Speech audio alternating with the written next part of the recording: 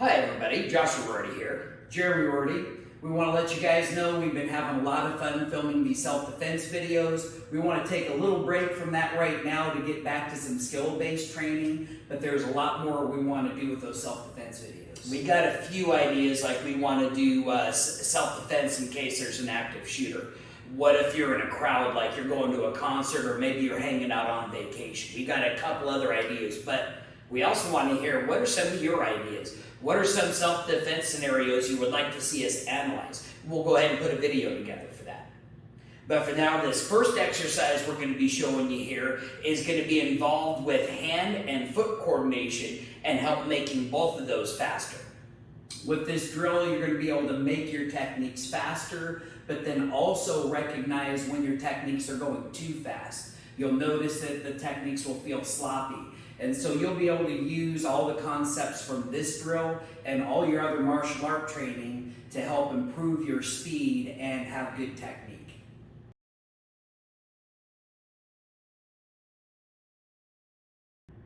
To start this exercise off, we're going to be focusing on what the hands are doing. We'll bring the feet back into it a little later. For now, we're going to keep the feet nice and simple, and we're just going to use a very narrow horse stance or even a ready stance if you want to be a little bit faster. The idea is so that you can stand parallel with your partner and you have equal access to your right hand and your left hand. The common position you're going to see in all of these patterns is this position where we're clapping. That action is designed to help teach me wherever I put my hand when I'm done, it's coming back up to protect the pretty. You're going to see a lot of Kali influence in these exercises. Here's the first pattern. After we do our clap, I'm reaching out with my right hand, we're going to high five each other. Then I come back and I clap again, and then we're going to do that with the left hand. Once I'm done, I clap again, and then we're going to do both hands, and then we clap again, and start over. Each time, go a little faster.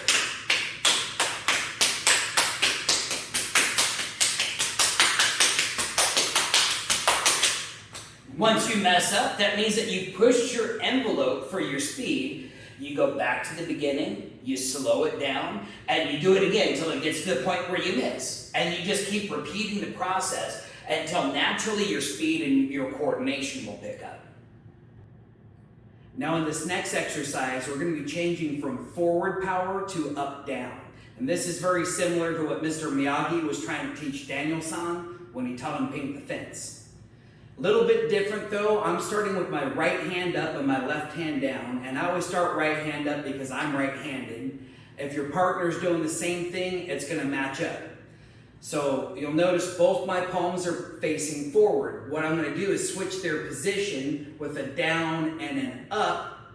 When they reach their place, I'm going to rotate the palms over, and then I switch them again, and then rotate and switch them again. And this is what's creating the up-down pattern that we're going to be using in this next exercise. And if you just want to get used to it, you can sit in horse stance with your partner and just practice this. Up, down, up, down, up, down. But really, you should be coming from this clapping position. Right hand goes up, switch it, back to the clap.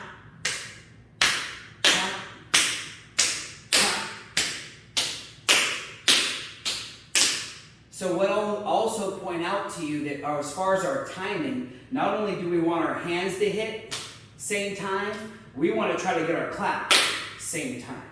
Easier to do when you're a twin. Easier to do when you have that psychic connection. Or a lot of practice. If you put it all together, you start with the first pattern, then you go to the second pattern, then you can go back. Each time you go a little faster. Until you mess up, and then that tells you you hit your speed threshold. You go back to the beginning, slow down, and pick it up again, and then repeat the process. Sometimes you have what we call brain farts. I had one. And you have the pattern, and you're getting really comfortable in it, and all of a sudden, you mess up your technique. So that's okay. That's what we're training against. It's just like a little hiccup, and the more we train this, the better those connections happen, and then the less hiccups you have. The next exercise, we're going to change from up and down power to inside and outside power. This is what Mr. Miyagi referred to as paint the house. For this one, we're going to utilize a lot of the same skills that we used in the up and down, mainly the orientation of keeping the right hand on top. I have the palms facing each other, right hand slightly higher than the left hand. Then I'm going to open my hand like an eagle spreading its wings. Then I'm going to bring my hands together, right hand crossing over the top of the left one. Then we rotate the hands around to where the pinkies face up. Then I'm going to open my hands again like an eagle opening its wings. Once I get to the side, I rotate the palms to go thumb up. Then I cross the hands and go pinky up. Open the hands, thumb up. When you do that with a partner, it's going to look like this. Starting from the horse stance, you're opening up your hands, and if both of you have the right hand on top with the palms facing each other, it'll look right. Once you hit, you cross, turn the fingers around, bring it back. And then you might have to just practice this pattern a bit till you get comfortable with how the rotation of the hands go.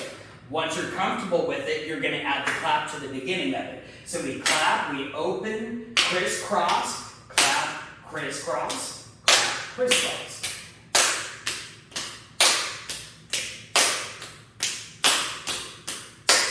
Now, if you take from the beginning and you add the first and second pattern to it, it makes for a really complicated pattern.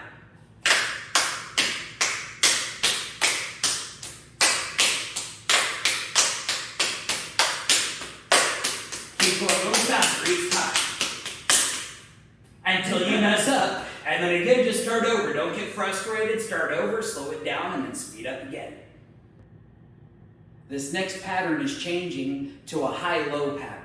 And it's just drawing a half circle starting from the top of the circle going down. And it's kind of like if you've ever watched sports and a team scored a goal, one teammate will go up to the other teammate and they'll give them that fancy high five. That's all this is, pretty easy. A lot of people have a hard time wrapping their brain around that movement at first. So when you're practicing with your partner, you want to originally just try to make contact with each of those. So you'll start facing each other from a horse stance. Start with your right hand. I'm right-handed. I'm just going high, low. And then I'll try that with the other hand. And we'll go the other hand. And just get used to that pattern. However, we should be starting from here. I'm going to clap, high, low, clap, high, low. When you're comfortable with that, you're going to put the whole thing together. It's going to look like this.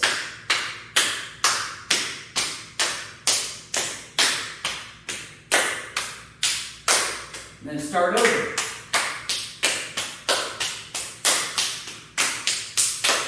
Faster.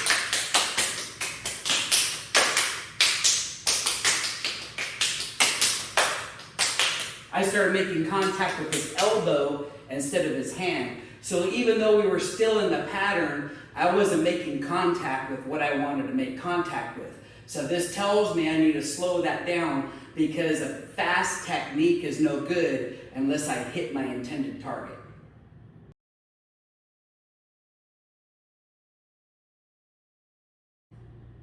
Once you're comfortable with the hand movements, it's important to add in the footwork.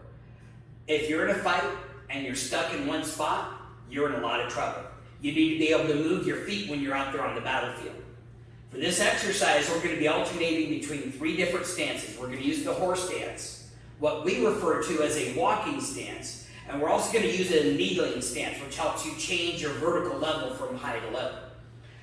With the horse stance, you want to make sure that you're far enough away from your partner that you're not reaching for them, but you're also not so close that you can see up their nose. In the beginning, when you're doing just the handwork, you're going to start to figure out what that positioning is. As we're doing this first exercise, I want to talk about the movement of the horse stance. I'm not just standing here and statically moving my arms. After I clap, when I'm pushing my right hand forward, the right hip and shoulder need to come forward too. I clap again. When I push the left hand out, it's the hip and shoulder that's moving that. That's how you're going to maintain power. When we do the third part of this pattern, we're going to sit our stances down, which gives you good balance. If I'm up here and he claps my hands too hard, he's going to knock me over. By having my knees bend at the same time, any forward energy he gives me is going down into the earth. From there, we're going to switch into a walking stance. And we're going to switch at the same moment that we do our clap. Now, when we switch to the walking stance, it's important that I don't step too close to him. I also don't want to step away from him because then we can't reach each other. What I'm trying to do is keep my body in the same place and just move my feet. Starting the first pattern from the horse stance. Switch. Notice when we did that switch, the moment we did the clap, the feet happened at the same time. From there, we go to our up-down. Notice how we did that switch. The same moment we clap, our feet change position, then we can go to in-out. Adding the kneeling stance to this comes right after we finish our last clap of our in-out pattern. I'm going to time the movement of my left foot stepping sideways at the same time that my high five happens. And then I'm going to kneel down to do the low five. Notice how I just drop the knee straight down below my body. From there, I come up and do my clap, and I bring my body to a neutral position. Then I step with the right foot, clap high, kneel down for low. It's important that you both go the same height. If you have a different height of a partner, you're going to have to adjust that a little bit. Starting the first pattern from a horse stance. Walking stance. Switch. Kneeling stance. The last pattern is set up to switch places and then loop the pattern from the very beginning. So we're going to show you some new footwork in this as well as a new hand position. So we just finished doing a high five and a low five from my left kneeling stance. From there I'm going to stand back up to a horse stance and I'm going to do my clap again. Here's how the footwork goes. I'm going to take my right foot and I'm going to place it where his right foot is. We call this an open gate swing. And now we're standing back to back. From there, I'm going to take my left foot, step to where his left foot was, and a closed gate swing, and now we're facing each other, but we're in opposite positions. The hands for that are pretty easy. Once I've done my clap, I'm going to put my right hand down, thumbs up, and we're going to switch spots, and I high five. From there, I'm going to put my left hand out, pinky up. I'm going to step out to my horse stance and look for my partner so I can see exactly where I'm going to low five. And you can just practice this pattern a couple times where you go last clap, right hand, left hand, clap, right hand, left hand. Putting it all together would look like this.